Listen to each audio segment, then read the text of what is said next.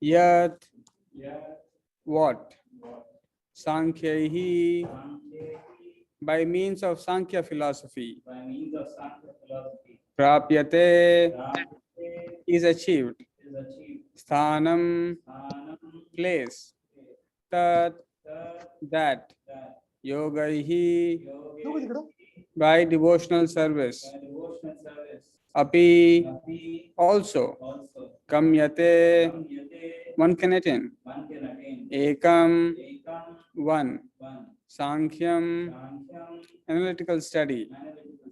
Cha, and. Yogam, action in devotion. Cha, and. Yaha, one who. Pashyati, sees. Saha, he. Pashyati, actually sees. Translation and purport by His Divine Grace A.C. Bhaktivedanta Swami Srila Prabhupada. Jai Srila Prabhupada. Translation.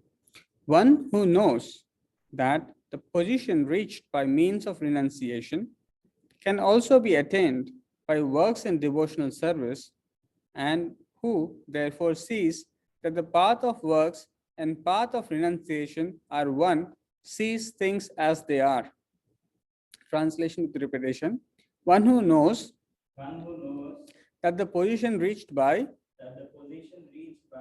means of renunciation can also be attained by works in devotional service, and who therefore sees that the path of works and the path of renunciation are one, sees things as they are. Purport by Srila Prabhupada. Jai Srila Prabhupada. Purport. The real purpose of philosophical research is to find the ultimate goal of life. Since the ultimate goal of life is self-realization, there is no difference between the conclusions reached by the two processes. By Sankhya philosophical search, one comes to the conclusion that a living entity is not a part and parcel of the material world, but of the Supreme Spirit, whole. Consequently, the spirit soul has nothing to do with the material world. His actions must be in some relation with the Supreme. When he acts in Krishna consciousness, he is actually in his constitutional position. In the first process of Sankhya, one has to become detached from matter, and in the devotional yoga process, one has to attach himself to the work of Krishna. Factually, both processes are the same, although superficially, one process appears to involve detachment and the other process appears to involve attachment. However, detachment from matter and attachment to Krishna are one and the same. One who can see this sees things as they are. Thus ends the Transcendental Bhaktivedanta purport. Om Ajnana Timirandasya Jnananjana Shalakaya Chakshurunmilitam Yena Tasmai Shri Gurave Namaha. Nama Om Vishnu Padaya Krishna Preshtaya Bhutale Srimate Bhakti Vedanta Swami Niti Namine. Namaste Saraswate Deve Gauravani Prasharine Nirvishesha Shunyavadi Pashyata Deshatarine. Jai Shri Krishna Chaitanya Prabhu Nityananda Shri Advaita Gadadhara Shri Vasadi Gaura Bhakta Vrinda. Hare Krishna Krishna Krishna Hare Hare Hare Rama Rama Rama Hare Hare.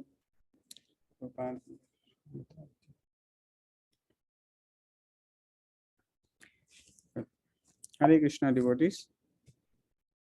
So this is in continuation with the previous verse. So this is kind of moving forward from what was mentioned in the last week. So the last verse was talking about another ekam. In this verse also there is ekam, sankyam cha yogam cha. So very similar was the previous verse, where also there was description about how karma yoga and devotional service and analytical study or Sankhya Yoga, as how they're not to be seen as different, but to be considered to be actually uh, different paths trying to achieve the same result. Now, continuing from that, today's verse is talking about Yat Sankhyahi. That means by means of Sankhya philosophy. As we briefly saw last week, Sankhya philosophy involves the analytical study of the world. So, Sankhya, so basically the entire creation, the material manifestation, is described in terms of 24 elements. So, entire material manifestation is mentioned in terms of 24 elements. Now, what are those 24 elements? The 5 knowledge acquiring senses, the 5 working senses, the mind, intelligence, and ego, and 5 sense objects, and the 5 material elements, and then the contaminated consciousness. So these 24 elements, if one tries to analyze and understand what these 24 elements are and what are the interactions between them, so this in some sense is the way of understanding by reduction. So one way to understand things is by reducing something to its minimum of the parts. So for example, in physics or material science, what the scientists try to understand, for example, let us take, there is some sort of metal. So the scientists would try to analyze what is more fundamental to what we see. So they may see a bunch of atoms and they will try to understand what is this atom made up of more fundamentally. So they try to go and go and go as deeper as possible. And by that, what they're trying to do is trying to reach towards one portion of thing which is irreducible, which is the most fundamental. So in some sense, it is called by reduction, trying to understand things by reduction. So similarly, the Sankhya philosophy describes the most fundamental components of material existence and how do they interact. So a Sankhya philosopher tries to analyze everything in existence to its bare minimum as what is the most fundamental element of that and how that is connected. And as we saw in the last verse, that the goal of Sankhya philosophy, so we were looking in the last class as what is the goal of Sankhya philosophy. The goal of the Sankhya philosophy is to understand what is the root of all this material creation. What is the root of this material manifestation? Where is it coming from? What is it made up of? So when one carefully studies all the material, the most first principles or the most fundamental elements of material manifestation, then one comes to know that the soul of the material creation and manifestation is not matter, but it is actually Vishnu. So even the Sankhya philosophy, by proper understanding of Sankhya philosophy, one comes to understand that the root of material existence is Lord Vishnu. So that is the fundamental thing that we saw in the last week as what one comes to understand, what is the aim of Sankhya philosophy. And here it is being said, Yat Sankhya hi prapyate sthanam. So prapyate means is achieved. So when one takes to this process of Sankhya, as we discussed, he reaches a certain sthanam or certain place, a certain destination. Now, tad yoger api gamyate. Gamyate means one can attain, api also. The same place, the same position one attains by following the process of Sankhya, that same position one can also reach by practicing yoga. So Prabhupada is translating yoga hi by devotional service. So this is another very important principle that we will see later on as why Prabhupada is using this word devotional service when there is coming, the word yoga is coming. So we'll see that. And so here, so the destination, the place that is reached by both Sankhya and the yoga is to be one. Ekam Sankyam cha Yogam cha. So, Ekam, one. So, Sankyam, here Prabhupada is translating as analytical study. So, as we saw, what Sankhya is, analysis of material elements. So, in today's world, also people try to say that what are you doing? We are doing scientific research. Why scientific research is very good? They say because we analytically study everything.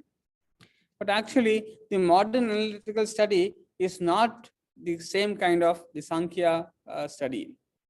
In the modern system of analytical study, they are driven by money as the goal. Whatever produces more money, that is what the aim of the research is. So, for example, they try to identify which materials will increase the efficiency of mobile chips or the processors. What elements or material analytically they will try to study which can be used to make lighter airplanes. So, unfortunately, although analytical study is part of Sankhya, the modern analytical study is largely to deal with only understanding what gives them more money, how they can make economic development. But that is not here what is being mentioned. Here, the analytical study that is being performed, the Sankhya, is to find out what is the root of everything, the root of material creation. And yaha pashyati sa saha pashyati. Yaha pashyati sa pashyati. So this is another very important word that is being mentioned here. Yaha pashyati sa pashyati. So pashyati means to see. So here the word, it is being repeated 2 times. Yaha pashyati sa pashyati. So let us say there is what object. So that object, everyone may see it, but actually everyone carries a certain perception towards it. So same child, one may see as one's own child, another may see as a friend, another may see as a student. So although the object is the same, but the way one sees can be very different. So here our perception can be very different from the perception of the another person. But actually there is a true perception by which one has to see. So until unless one does not see it by true perception, one is illusioned. So the Shastras, they try to provide us with the object of or the ability to see things by its true perception. When we have true perception towards things, then we can act properly. That's why here in this verse they are saying, Lord Krishna is saying that one who can see that the path of devotion and the path of renunciation are one. He sees things as they are. So, until unless we do not see things as they are, we are always bewildered, we are always confused. We always lose sight of what to do, what not to do. So, let us try to understand little more aspects of yaha pashyati sa pashyati. So, the object, and just like Sadanand Prabhu was mentioning about the example of he traveling in a car and then the car being broke down, but they were not able to figure it out, although they are seeing the same parts which the mechanic is going to see in some time. But when the mechanic arrives there, he could figure it out what was the problem, although he's seeing the same object. But he had a better perception of what is happening, what is what. So similarly, until unless we do not develop the right perception of our own self, if you do not develop the right perception of the world around, and if you do not develop the right perception who the Lord is, then one's actually seeing and one's actually working is not truly actually seeing, it's not truly actually working. In the sense, it's not the right way of doing things or right way of seeing things. So this ability, how do we acquire? So as we see in further in Bhagavad Gita, it says, Jnana Chakshushaha. So develop the perception of the world with knowledge. So there are 2 things here. So in the mundane world, we see the world with the experience of our senses. So just like a child, he is immediately attracted to eat something which is tastier, which looks like something tastier, but which may not be good for health. So that the perception of what is immediately driving to the impulses of the person may attract in the beginning stages. But the parents who are intelligent, who can see things in a much better way, they will advise, oh, this is not what you are supposed to eat. If you eat this more often, you will suffer with stomach pain, or you may feel some sort of health issues in the future. So therefore, you're not advisable to eat sweets every day. You should limit it. You should not eat chocolate every day. Your teeth will spoil. So this seeing is filled with knowledge beyond what is immediately perceivable. So similarly, here the process of seeing is being talked in terms of the goal. What is the goal of life? So Prabhupada in the purport is in the very beginning, Prabhupada is mentioning the real purpose of philosophical search is to find the ultimate goal of life.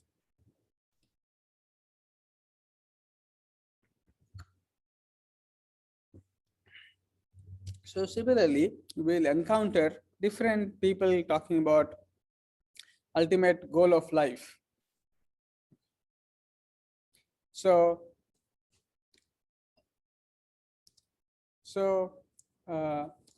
different people try to find the ultimate goal of life. Now, if we go around and meet people and ask them, sir, what is your goal of life? So one would say, I want to get good marks. Sir, I want to get a good college admission. I want a good job. I want to earn money. So this is the little search that they do in their life. They come towards certain kind of conclusions of what is the ultimate goal of life. But here it is being said, Srila Prabhupada is defining by philosophical research, one tries to find the ultimate goal of life, and that ultimate goal of life is self-realization. So, as we were talking about, yaha pashyati sa pashyati. So, if you want to understand whether one is seeing with knowledge or not, this is very important to ask this question, sir, what is the goal of life? So here, the goal of life is being described as self-realization. Hardly people know that this is the goal of life. And even if they understand that this is the goal of life, then there is, one needs to understand what is the meaning of self-realization. So basically in human life, for most section of people, eating, sleeping, mating, and defending forms a large part of the goal of life. To eat very well, to sleep very well, to mate very well, and to defend very well. So the whole human, especially modern society, is driven by these four factors as who can optimize it to the maximum. And that is what they consider it to be the goal of life. But actually, even if someone talks about self-realization, then they are also again bewildered by what is the meaning of self-realization. So, for example, I heard this story somewhere. So there was Akbar and Birbal, and Birbal was given a lot of respect and money and position by Akbar. So some of the courtyard members of Akbar were very disappointed or unhappy and jealous that how come you are giving so much respect to this new minister that we are being neglected so much. So then one day he calls all the court members and he says, can you go and find out? So there was a group of people who were traveling through his kingdom. So he went and he told one person, can you go and find out what is he doing? Or who is that person? The first person goes and finds out who is that person. And he comes back. Then he asked the first person, do you know why did he come here? He said, you did not ask me to find out that. So I just asked, who is he? So he told his name. Okay, very good. So then he tells second person, can you go and find out who he is? So second person goes and finds out, why did he come here? So he finds out and he comes, and Akbar asks, why did he come? So he gives so and so reason. Then he asks, how many of them have come? He said, you did not ask me to find that. So the second person goes away. Then he calls the third person and says, can you find out how many of them have come, and so on and so forth. So like this, he was asking each one to go and find out some details and come. So usually they were able to come and find out so much of information. But when he called Akbar separately and told him, can you go and find out who is that person? Birbal goes and talks to them, and he finds not only who is that person, how many of them came, why they came, what is their past history, what is their future history, he tells everything. So he sees with greater intelligence, and therefore Akbar proves to those court members that, you see, he has got greater intelligence, and that's why he's being given the greater respect, and therefore he is being given greater importance, and therefore he is being recognized more than others. So similarly, in terms of self-realization, so again, there are different levels of understanding of what is self-realization. So different people consider what is to be thought as self-realization. So some people say, so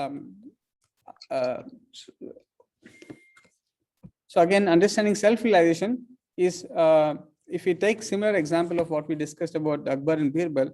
So for example, if you want to go and find out some person, one can find out that, okay, his name is so and so. That's good. But is that sufficient? So you can find out who is that person, who are his parents, what did he study, where did he come from, why is he here, what are his interests, what are his dislikes. You see, there is so much about a person you can understand. So similarly, this word called self-realization can also be understood in different capacities. So self-realization in one level of understanding is that I am not matter, but I am spirit. So that is like understanding one person's name is so and so. Okay, that's fair enough. But can't you know more about that person, and what is his relationship with others, and why is he here, and so on and so forth. So as we saw this verse in Srimad Bhagavatam, I think it comes in first canto, third chapter, and I think it comes in the fourth chapter, where I think third chapter end maybe. So where the description of self-realization is furthermore elaborated. It's not only to see one's own true self being different from matter, but also to have the ability to see one's relationship with the Supreme Lord. So that is another level of self-realization. So, so to be able to see that I am not only spirit, but I am servant of the Supreme Spirit, of the Supreme Personality of Godhead. To also see the position of the Supreme Lord, and to see one's position in respect to the position of the Supreme Lord. That is also, so that is another level of understanding what the real self-realization is.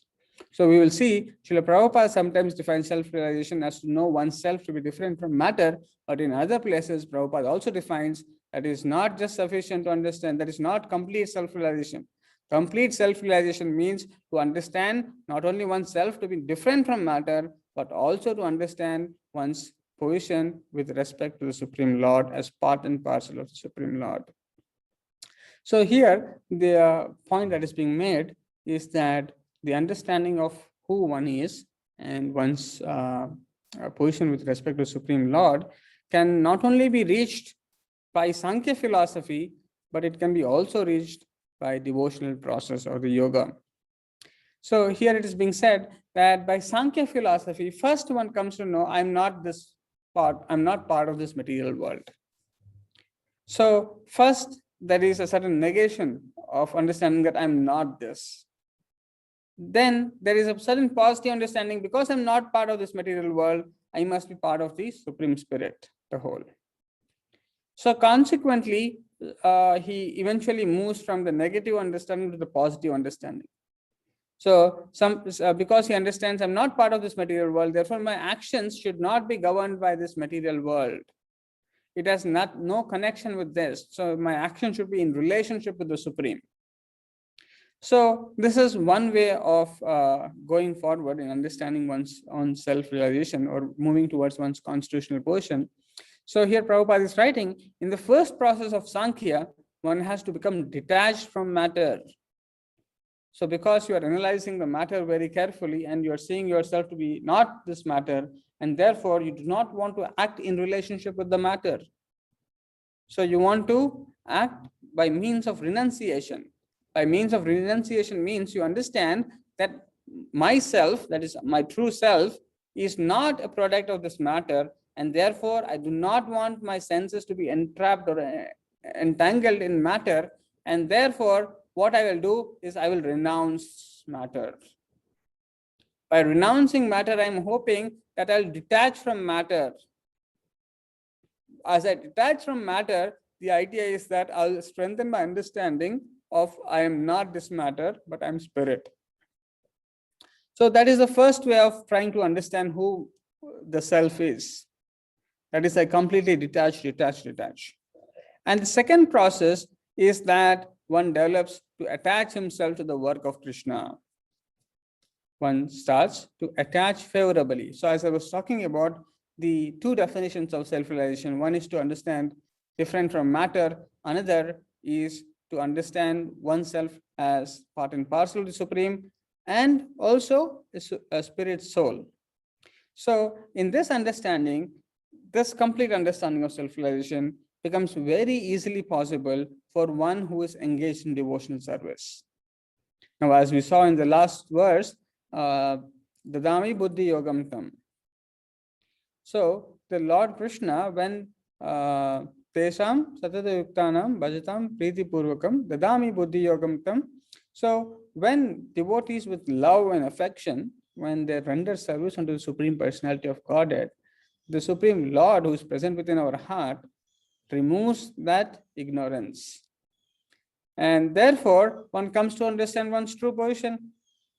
And not only because he's knowing one's true position, but because he's already engaging in devotional service, he's already performing the activities of a self-realized person. So in some sense, as we will come to know in the future, as there are, although the ultimate goal of both the processes, by following both the processes, one is going to understand the self, but one is slightly superior, which we'll come to know in later on. But at this point of time, it is being mentioned that factually both the processes are the same. Although superficially one appears to involve detachment, another process appears to involve attachment. However, both are one and same. One who can see this sees things as they are. So moving further from here, let us try to understand some of these things again in detail. So what is the destination? This is another very important point that is being mentioned here. Prabhupada is mentioning this philosophical research. So Prabhupada is using philosophical research. So by material research, one cannot come to understand the goal of life. Material research is only helpful to understand the objects, but not the life in its true sense and where the life should go. And therefore, philosophical research is also very important for a devotee. Athato Brahma Jignasa. So that inquisitiveness, that curiosity, that why there is suffering, what is the goal of life, what is material existence, why there is suffering. So this understanding one has to develop. When one can use that philosophical research, then he can carefully analyze even better things and come to that, what is the destination? What is the ultimate goal? And as we saw, the ultimate goal here is being described as self-realization. So Prabhupada in another place is mentioning about the real aim of human life. The so-called leaders of human society do not know the real aim of life and therefore are busy with economic development. So in this place, Prabhupada is explaining a little more that what happens to people who does not understand human goal of human life. So Every state and every society is busy trying to improve the quality of eating, sleeping, mating, and defending. This human form of life is meant for more than these four animal principles. Eating, sleeping, mating, and defending are problems found in the animal kingdom, and the animals have solved these problems without difficulty. Why should human society be so busy trying to solve these problems? Difficulty is that people are not educated to understand this simple philosophy. They think that advancement of civilization means increasing sense gratification. So this is an important parameter to see how much are we uh, understanding the aim of life. To the degree we understand the aim of life, our actions will be different. Our actions, which are driven by the necessities, the bare necessities of maintaining our lives and busy with economic development, will change, and we will try to assess how much am I moving towards understanding myself? How much am I trying to become Krishna conscious? So, how much are my actions are engaging in my thoughts, my thinking, willing, and feeling? How much are they guided towards the ultimate goal of life? If that is not happening, that the same amount of thinking, willing, and feeling will go towards sense gratification.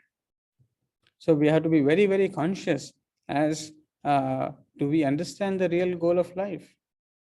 If not, if our activities are busy with other things, then we must know we are not very aware of the goal of life.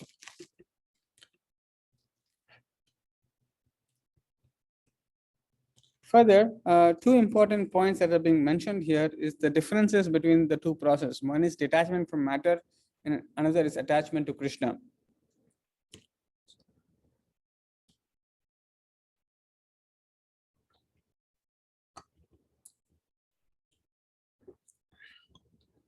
So this detachment from matter is not a very, very easy thing. It's a very, very difficult process because we are engulfed in the material existence. Our existence is in the atmosphere of Asad, Prabhupada writes in the Bhagavad Gita introduction. Because the atmosphere is filled with matter, it is very difficult for the soul to recognize that I have nothing to do with matter. But unfortunately, not knowing this, the entire materialistic society is trying to lord over the material things, thinking that if I possess more material things, that's when I will be better. That is the goal of life. That is when I'll be happy. And unfortunately, the more one tries to acquire matter, the more one becomes attached to matter, the more one's complexities of life becomes more and more. So that's what we see dharma, artha, kama, moksha. One performs religiosity to get some opulence or wealth. From wealth, one wants to enjoy sense gratification. So even after enjoying so much of sense gratification, the matter, one person who eventually understands that this is all is futile, he wants to talk about liberation, mukti. So even this idea of the goals of religion in terms of understanding that I want liberation is also not very easy for many people. But although our Siddhanta talks about much higher things than liberation, just to understand that my whole endeavor to acquire matter, control matter, is actually futile, is not very easy. And this processes of Sankhya and yoga is actually meant to help one to detach from matter. And as we'll see, the another process of detaching from matter, which is much more simpler, is to associate or attach to Krishna. So this is another very simple process, because anyway we want to attach ourselves to something rather than artificially trying to detach with something by renouncing activities. The other way is to associate with those activities which are related with Krishna. So another word for attachment is called rati. So here it is explained as vyaktam masrana tevanantar lakshate rati lakshanam mumukshu prabhritinam ched bhaved esha ratir nahi. When a tenderness of the heart is manifested, there is rati or attachment. But those who are interested in being liberated from material bondage will not manifest this tenderness. This attachment is not like material attachment. When one is free of material contamination, attachment for Krishna's service awakens and is called rati. In the material world, there is attachment for material enjoyment, but this is not rati. Transcendental rati can be awakened only on the spiritual platform. So this purport from Chaitanya Charitamrita is explaining that until unless one is not free from material contamination means even the aspect of liberation without Krishna in picture, even that is considered to be material contamination. So as long as one is having those as the goal of life, as long as one is acquiring or trying to find that attachment for matter, that attachment for Krishna does not awaken. So that's why sometimes devotees ask this question, oh, Prabhu, when will I be able to chant like this? When will I be able to do like this? And so on and so forth. But as Bhakti Siddhanta Saraswati Maharaj explains that the marriage party which wants to go to the other side of the river, when they got into the boat in the night when there was no light, the boatman was rowing. But when they saw in the morning, the boat has not moved an inch. Although it's rowed so much because that the boat was tied to the anchor by the rope. Similarly, as long as one's anchor is tied to the material attachment, then that movement towards forward, that movement towards attaching oneself to Krishna does not happen. And sometimes it is people think that I have attachment to material life and that is called as rati. And here it's saying no, transcendental rati can be only understood on the spiritual platform.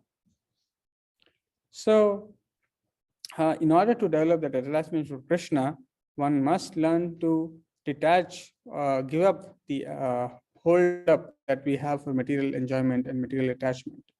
As we were also seeing today, Prabhu was mentioning about the song, Pahidui Jana Nitai Gorjan. So in that Vishayachariya, so this Vishayachariya is very, very important principle to receive the mercy of God Nitai. So as soon as a living entity shows distaste towards material enjoyment, the mercy of God Nitai flows more and more and more.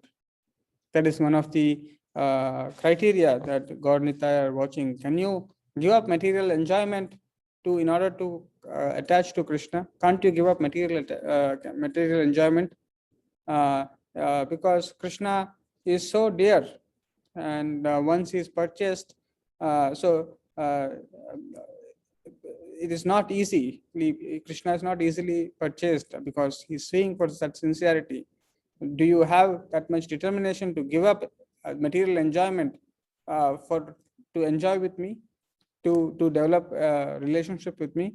So until unless we do not show that eagerness and willingness, so we cannot develop this rati for Krishna.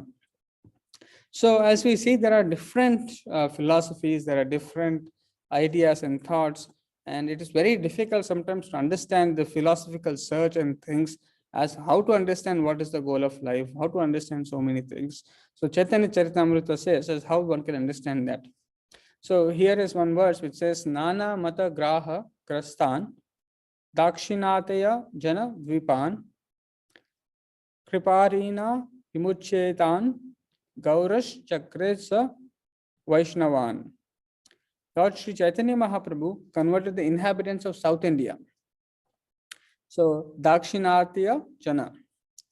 So these people were as strong as elephants, but they were in the clutches of the crocodiles of various philosophies, such as the Buddhist, Jain, Mayavada philosophies. With his disc of mercy, the Lord delivered them all by converting them into Vaishnavas, devotees of the Lord. So even though one may say it's so difficult to understand philosophical search, the process has been made very simple by Lord Chaitanya Mahaprabhu. And here is one example that very difficult sometimes to make someone else believe that, service to the Lord is the highest philosophical truth. That is the highest activity one can perform. It is very difficult because people's minds are diverted by various kinds of philosophies. And therefore here it is being said um, by Kriparina. So Kriparina means by his disc of mercy. So by the disc of mercy of Gauranga, Sri Chaitanya Mahaprabhu, that all philosophies one may carry, but he will be delivered and he will be made to understand that service to the Lord is the constitutional position of the living entity.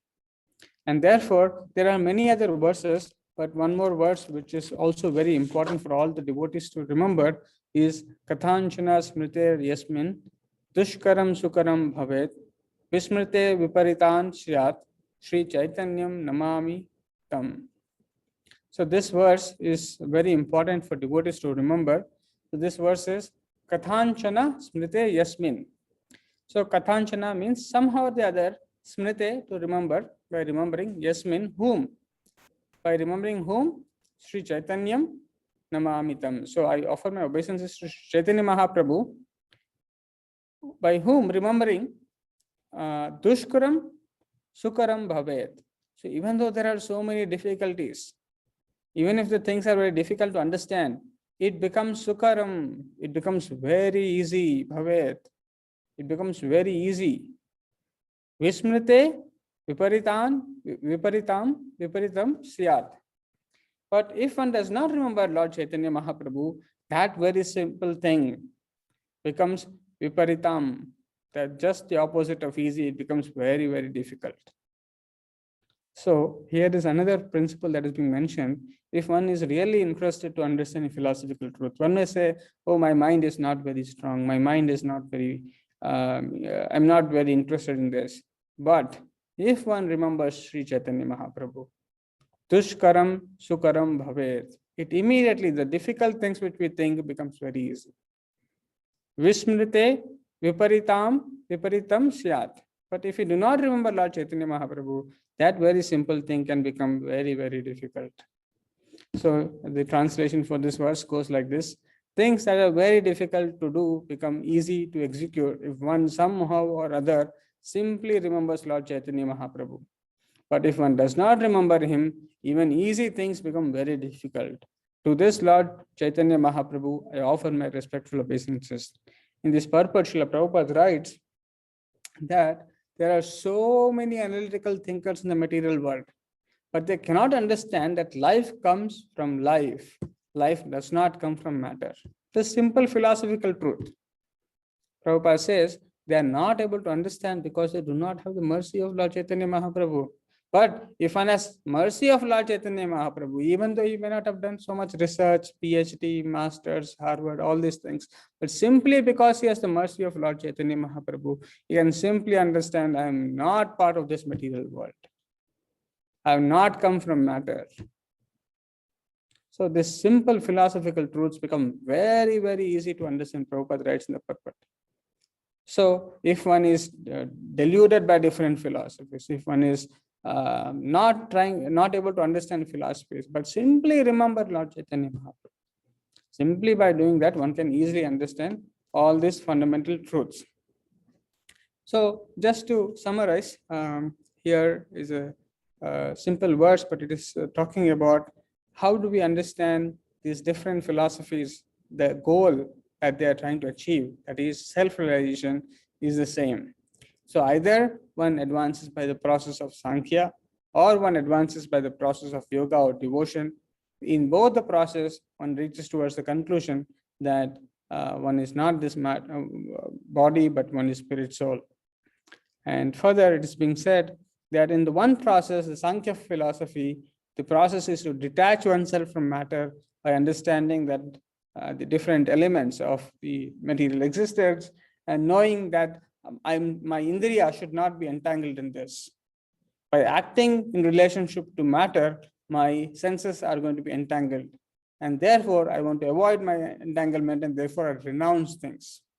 So especially in Kali Yuga, it is very difficult to renounce things with the pull of things around so much. The atmosphere is polluted. It's very difficult to remain unperturbed by the pull of the material world. On the other hand, the process of yoga is to attach to Krishna. And to attach to Krishna, we are being given this process of taking Krishna prasadam so that our tongue does not go towards material things. Neither we have to artificially renounce our tongue from matter. Just like we were hearing yesterday, there was one more devotee who visited the temple. He is trying to restrain his senses by so many different ways. But here, Krishna Barodamai. Simply by Krishna's mercy, he is providing us prasadam so that simply by eating that, if he is satisfied, we can be satisfied and we do not have to hanker for anything else. So if one sincerely takes prasadam, there will be no hankering for other things. He will be satisfied by Krishna's mercy. So therefore, and not only one becomes satisfied, one develops more and more attachment to Krishna, and one's detachment to matter becomes very natural. It's like, very easily one can give up. If one does not follow this process, the detachment from matter is very, very difficult. One of the biggest things that we can see around is that everyone is struggling to give up their attachment to matter. The more the opulences, material things that they have, the more there is struggle in Kali Yuga. Because that binding is so strong, that is all prevalent around, so that becomes so common. What is wrong in having all these material attachments?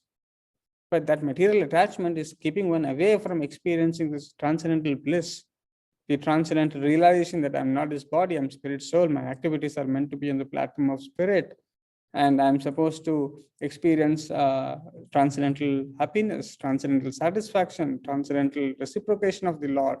So one is depriving oneself of all those spiritual opulences because of being attached to matter. And therefore, one is not able to see the value of things, of what is the value of practicing spiritual life or getting attached to Krishna. And as we've discussed in the very beginning, yaha pashyati sapashyati, to develop right perception of things, right understanding of things is very, very important. And therefore, studying Shastra, hearing from pure devotee, helps us want to see things in their true perspective. Otherwise, in our conditioned perspective, when we see things, we see them in the wrong way, and our actions bind us to the material attachment. So those are some things that eventually the both paths are meant to, both the paths of Sankhya and devotion, or in terms of the means of renunciation and works in devotion, should meant to help one to realize the self. And that is the goal. And in that sense, both the principles, both the paths, ekam, sankhya, cha, yogam, cha. So they both are appearingly same in terms of the goal that is to be achieved. I'll stop here and see if there are any questions or comments.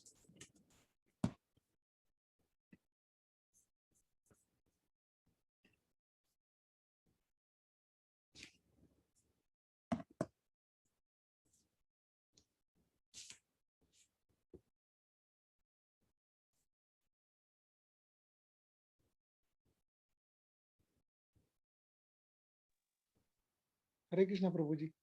Hare Krishna. Chinna. Very nice session Prabhuji on this occasion of Father's Day. So Krishna is our father. So it's a very nice session again. One question Prabhuji. So whatever we are doing in the material world, knowingly or unknowingly, we are getting attached to it. Mm-hmm. So I mean, sometimes we have a knowledge, but sometimes we go into the ignorance. Mm-hmm. So like that duality situation comes. So how to overcome this kind of situation? So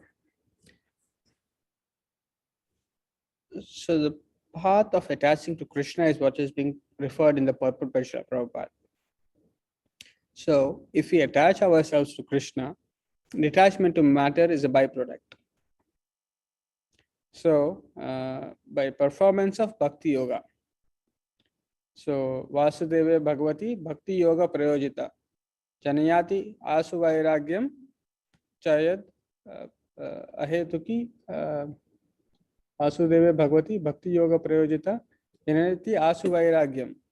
So when one performs devotional service, okay, So when one performs devotional service to this Vasudeva, to the son of Vasudeva, Lord Krishna, if one performs devotional service, then automatically the knowledge of self becomes evident, that I am not this body, I am wrongly seeing things. So if one renders devotional service, what is devotional service? Shravanam, Kirtanam, Vishnu Sparanam. We have to repeatedly hear. We have to repeatedly chant. So when we repeatedly hear, repeatedly chant, there is a layer of dust of material contamination in our heart. There is layers of dust. That layers of dust have to be broken, and that can be broken by this Navavidha Bhakti. If our minds are not, if our endeavors are not to do this bhakti strongly, then that layers will influence us. So we may be hearing this class for 10 minutes, our influence may go a little bit. But then again tomorrow another influence will come. So just like we take bath every day, because there is dirt coming. Similarly, our day-to-day life, we are doing so many activities which are binding us. So similarly, we have to increase day by day our activities of Shravanam and Kirtanam. So thereby, not only the dust that is accumulating is gone, but even the older dust is going away. So when that dust goes away by repeated hearing Shravanam Kirtanam, that's when Cheto Darpana Matam happens. That when the dirt of our heart and mind goes away, that's when we see Yaha Pashyati Sa Pashyati. Then we will not be bewildered by the other factors. And as we see, Krishna Surya Sama. So Krishna is like sun. If we do not want to be bewildered by Maya or illusion or wrongly seeing things, we should always keep Krishna in the center. Always keep the instructions of Srila Prabhupada in the center. Always act to please Prabhupada. So trying to please spiritual master, trying to serve him sincerely, that will help us to hear Shrishisho Shraddhadanasya. So if we want to hear carefully, we want to first serve the pure devotee of the Lord. So our heart and mind should be engaged in service of the pure devotee as decided by pure devotee. So service, in the name of service, we cannot do whatever we like.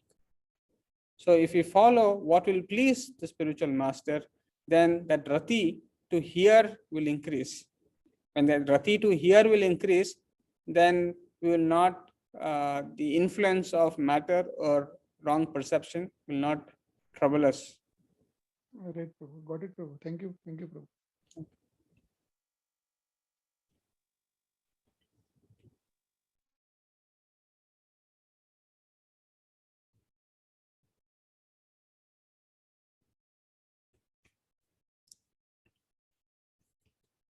Okay. If there are no questions or comments, I would request everyone to come in front of camera.